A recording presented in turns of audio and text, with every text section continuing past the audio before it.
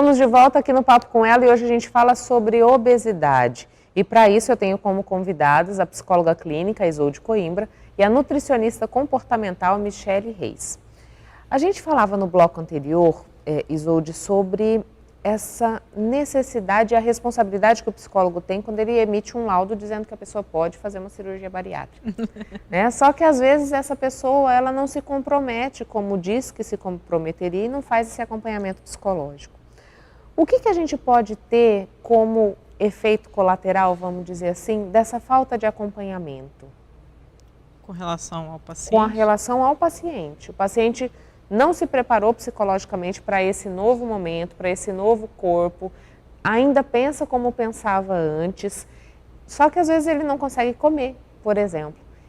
Qual que é o prejuízo disso? Ele pode descontar de uma outra forma, ele pode encontrar um outro mecanismo? Com certeza, porque se ele tinha a comida como fonte de prazer e aí agora ele não consegue ingerir esse alimento, ele vai buscar em outros recursos. Tem gente que vai para jogos, tem gente que vai para bebida, como a gente havia conversado, então ele vai buscar. Tem gente que vai para academia, né, e vicia em exercício físico, né, e você vê que quando tem um exagero em algo, né, em que você percebe que está descarregando, né, esse desprazer emocional, né, e que isso vai levar a prejuízos maiores, a um comportamento, né, desconecto, né, com a realidade, né, aí sim tem a questão do prejuízo, aí você vai ver, vai perceber que esse paciente ele não está, né, com uma relação saudável, né, com ele mesmo, com a vida, com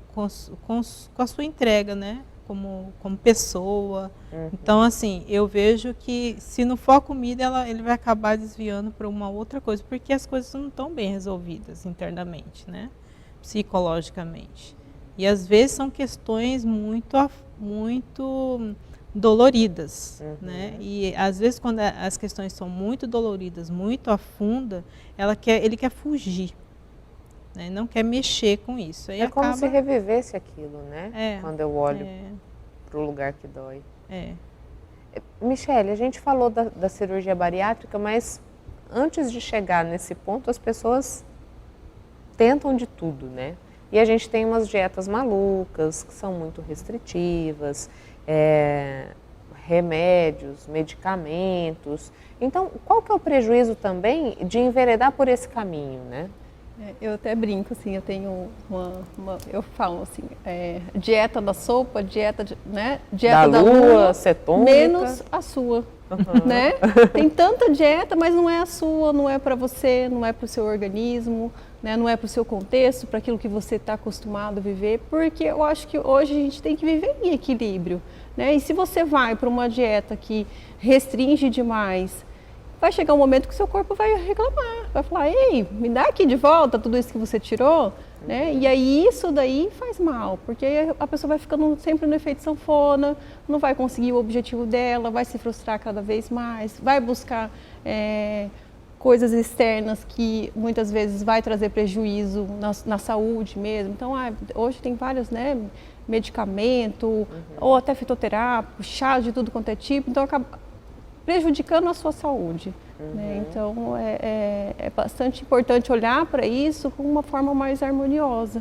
Então, assim, eu sou a Michele, que eu vim lá, assim, nasci lá em Corumbá, a gente comia manga e sopa paraguaia. Eu vou tirar minha manga e minha sopa paraguaia? Não. Mas eu vou equilibrar ela dentro da minha alimentação, para que eu consiga viver feliz. E até um gancho da memória afetiva é bem isso mesmo, né? Então, assim, é uma coisa que, né, não é de agora, vem de lá de trás, a manga, a sopa paraguaia, eu vou tirar tudo isso da minha alimentação, né? E como que eu vou lidar com isso depois? É uma questão que a gente coloca muito na parte psicológica, é assim, não fale não. Se você fala não, isso traz um reverso para você mesmo. Então, se eu falar para você, Michele, não pense num carro rosa. Vou pensar na hora. Mesma hora. Então, se você restringe demais, né, aí tem o efeito rebote, né? Você não pode comer açúcar, aí eu só penso no doce. Igual a criança, né? Você fala, não, aí você pode pensar que... Você falou um pouquinho dessa coisa do contexto em que se vive, de observar o que você já tem como hábito e tentar equilibrar ao invés de fazer essa restrição. Que momento, Michele, que eu olho e falo assim, opa, é o alerta, eu preciso de um acompanhamento, eu preciso olhar melhor para isso, né? Quais são os sinais que o corpo me dá, o que eu preciso observar para dizer assim, a minha nutrição não está legal? Assim, são várias coisas, né? E aí é isso que você falou, os sinais, né? Então, que sinais que o seu corpo está te mandando? Então, às vezes, um cansaço, né? Que você assim, mas nossa, mas eu vivo cansada. A questão do estresse também, né? Que aí aumenta o cortisol. Então, assim, a queda de unha, de cabelo, a unha quebradiça, né? Então, ovário policístico, por exemplo, diminui a fertilidade. Então, tudo isso, assim, são sinais que o corpo já está te... E aí a questão também estética, né? Tem pessoas que se incomodam, então assim, a minha roupa já não está servindo mais, né?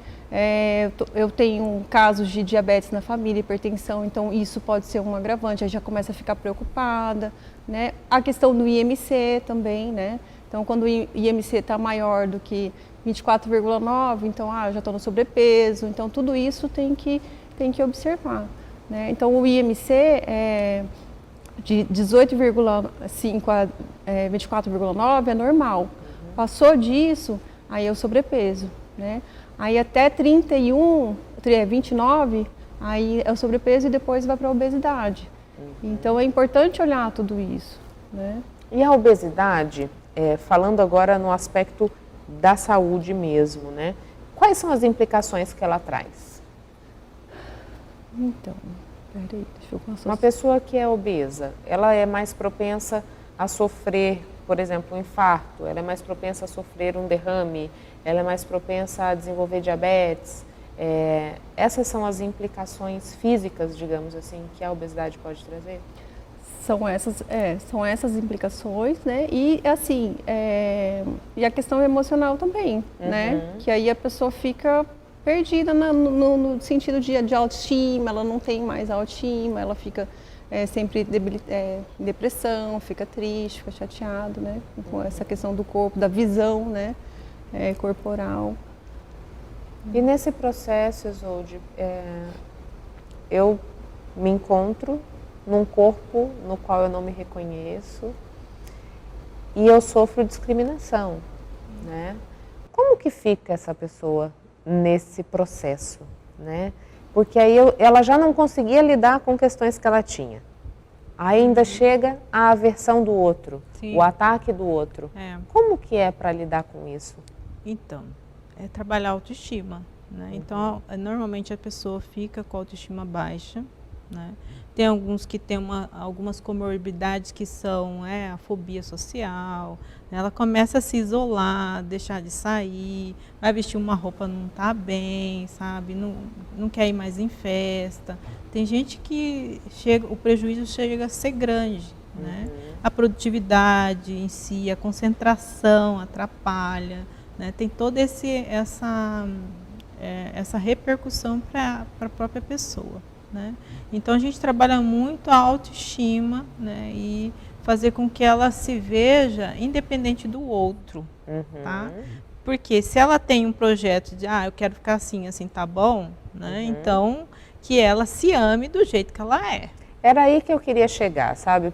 Porque um ponto é a gente abordar a obesidade, o sobrepeso, pensando no que isso pode trazer de implicação para a saúde física. Mas nem toda pessoa que está acima do peso tem esse problema, tem alguma comorbidade. Sim. E aí é a sociedade aceitar que ela está bem daquele jeito. E tem gente que é gordinha e gosta de ser gordinha. Ser gordinha, e tá tudo bem, tá né? Tudo bem. É verdade. Aprender a lidar com a diversidade. Sim, com a crítica do outro, né? Com a opinião do outro, né? O importante de tudo é como ela se vê, né? E como ela pensa, dela mesma, né? O que ela traz para ela, não o que o outro pensa, né? Aí sim o movimento dela vai ser saudável diante das situações. Ela vai numa festa, tô nem aí, né? Porque pensa, eu gosto, eu me amo, eu quero ser assim. E Michele, quando a Isolde fala desse processo de que o outro precisa... não é que o outro precisa aceitar, eu preciso entender que eu estou bem do jeito que estou e não importa o que o outro pensa. Mas a gente chega a pensar que não está legal daquele jeito porque tem um padrão que é imposto socialmente, né? Qual é o papel da nutrição no sentido de desmontar ou fazer com que esse padrão não seja um problema ou não seja justamente utilizado como um padrão? Entender que cada pessoa é de um jeito e cada pessoa tem um porte físico e cada pessoa está bem de um jeito, né? Então, o que eu sempre faço, assim, é perguntar para a pessoa por que você quer emagrecer, né? Qual que é o seu porquê? Porque às vezes são coisas assim que foram instaladas mesmo nela e que nem é a verdade dela, né? E ela está seguindo ou seguindo a manada mesmo. E aí dentro disso daí a gente, mas... Aí, e outra coisa que vem geralmente com a dieta. Porque a dieta tal para mim deu certo, né? E aí, mas é bem aquilo que eu falei, a dieta tal, que não é a sua. Então vamos lá ver o que seu corpo precisa, quais são os nutrientes que estão precisando nesse momento agora, né? O que você está precisando nesse momento para poder se encaixar e equilibrar, né? E aí assim, eu quero muito emagrecer. Tudo bem, vamos lá, vamos tentar. Mas primeira coisa, por que você quer emagrecer? Por isso que a gente leva muito em consideração pelo histórico de vida, né, familiar, as crenças que foram implantadas, né? Um tempo atrás lembrei que eu atendi uma paciente e depois falei, quero que minha filha venha, porque eu tô achando que ela não está se dando bem com a comida e tal. Cheguei, a menina falou, não, tudo bem. E assim, a cobrança era mais da mãe do que da filha. Da filha, entendeu? E aí, assim, ela não conseguia lidar com a cobrança da mãe, mas com relação ao corpo, ela não estava com nenhum problema. E aí eu tive que chamar essa mãe e falar, olha, cuidado com o que você implanta. Porque ela estava um pouco gordinha, mas não era uma adolescente que tinha problema com o corpo, né? E aí sim pode se instalar um problema depois, né? Pelos olhos da minha mãe eu não sou aceita. Eu não sou aceita, né? Então é isso. Agora, se a gente for pensar na responsabilidade que os pais têm naquilo que oferece aos filhos, né? O que a gente pode considerar uma alimentação saudável para as crianças? De que forma eu vou lidar com isso? Eu tenho que tirar totalmente o que é industrializado? Ainda é possível usar algo de industrializado? Para que essas crianças mais velhas não tenham os problemas que a gente está discutindo agora, né? Eu sempre falo a questão da comida de verdade, né? Como a gente comia antigamente, né? Era o arroz, o feijão, porque hoje assim, não pode comer arroz porque tem carboidrato, não pode comer pão porque tem carboidrato. Tem glúten. Tem glúten, né? E assim, eu acho que tudo que tiver, né? Que a gente já tem o costume de comer, mas evitar assim, no final de semana ou algumas vezes na semana uma bolachinha, alguma coisa, tudo bem, né? A criança não vai... O que a gente não pode é instalar o comportamento, né? Tipo, todo dia eu dou bolachinha recheada para o meu filho, né? Todo dia eu dou alguma coisa industrializada para ele. Que daí aquilo ali ele vai crescer buscando sempre esses alimentos. E recompensar pela comida, né, também. Se você fizer tal coisa eu te dou um pirulito. É isso mesmo. Que tipo de gatilho isso desperta, Isolde, quando eu adoto esse mecanismo, né? Eu acho que assim, é como se fosse uma troca de amor, né? Ou uma troca de merecimento, né? Eu só mereço sim, né? E isso é muito perigoso. Na vida adulta, então, né? Pode se estabelecer uma crença, algumas crenças limitantes, né? O que a gente chama de esquemas emocionais, né? E lá na frente, lá na vida adulta, pode repercutir de uma outra forma. Pode não ser a comida, mas esse esquema pode direcionar para um outro prejuízo, né, no comportamento na vida adulta. Né? Como, por exemplo, eu mereço ser amada se, entendeu? Isso é muito perigoso. Colocar uma condicionante. Isso. Né? Meninas, muito obrigada pela vinda ao Papo com Ela. Caso vocês queiram deixar um recadinho para quem está em casa nesse momento de isolamento, uma dica do que eles podem fazer, de como eles podem passar de forma mais suave por esse momento, sem descontar tudo na comida, né? Como eu posso promover esse autoconhecimento que a gente falou que é tão caro para todos os aspectos da nossa vida? Fiquem à vontade, uma de cada vez. Então, Michele, uma das coisas que eu tenho adotado até com a minha família, assim, que a nossa forma de ser, o nosso comportamento, tudo é resultado do inconsciente e do consciente. Nós somos 95% inconsciente. Então, muitas das coisas que vêm à tona na nossa vida, a gente acaba tendo acesso através de sonhos, de terapia. Uma das coisas que eu tenho falado muito é sobre ler livros, né, assistir filmes, porque os filmes despertam na gente o autoconhecimento, né? Fazer atividade física. Em casa a gente juntou, né, nós 4, vamos fazer aqui, colocando no computador 20 minutos, a gente tem feito isso. Cuidar do outro melhor. E a outra coisa é selecionar notícias, porque assim, nós temos uma tendência a ser negativo. O ser humano tem uma tendência, o cérebro puxa para o lado negativo. O que a gente tem que puxar é para o positivo. Então, assim, eu tenho procurado assistir filmes, cursos online eu tenho feito, tem um monte de cursos gratuitos que têm surgido, né, na internet, né, policiado nesse sentido. A mente, né, e o cuidado com a alimentação e atividade física. Você pode, né, fazer várias coisas com seus filhos, mas selecionar um pouco a questão negativa em si, que tem vindo muito. Né? Michele. Então, o que eu digo para quem está nos assistindo é procurar ter mais momentos em família, que agora a gente não tem, né, outra escolha, mas assim, até de preparar um alimento, de pôr uma mesa bem bonita, né, de comer lá fora, né, na sacada a gente brinca, né, fala, hoje nós vamos comer lá fora. Então fazer coisas diferentes relacionadas à alimentação, que dê um outro olhar para a alimentação, que não seja voltado aquele alimento que só me engorda, entendeu? Que seja prazeroso para todo mundo. Muito obrigada. Obrigada.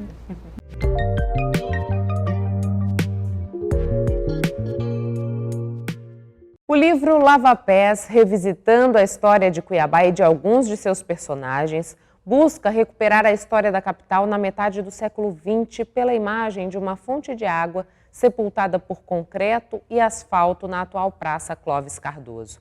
Essa fonte, que deu nome ao bairro, era onde os viajantes lavavam seus pés, calçavam as botinas e entravam na cidade, em respeito a seus habitantes. Lava Pés é uma obra para ser lida e rememorada por antigos moradores, bem como conhecida por jovens e estudantes que desejam refletir sobre a história e os costumes de Cuiabá. A obra é assinada pelo médico, escritor e poeta José Pedro Rodrigues Gonçalves e pelo arquiteto e escritor Moacir Freitas. Intervalo comercial, a gente volta daqui a pouquinho.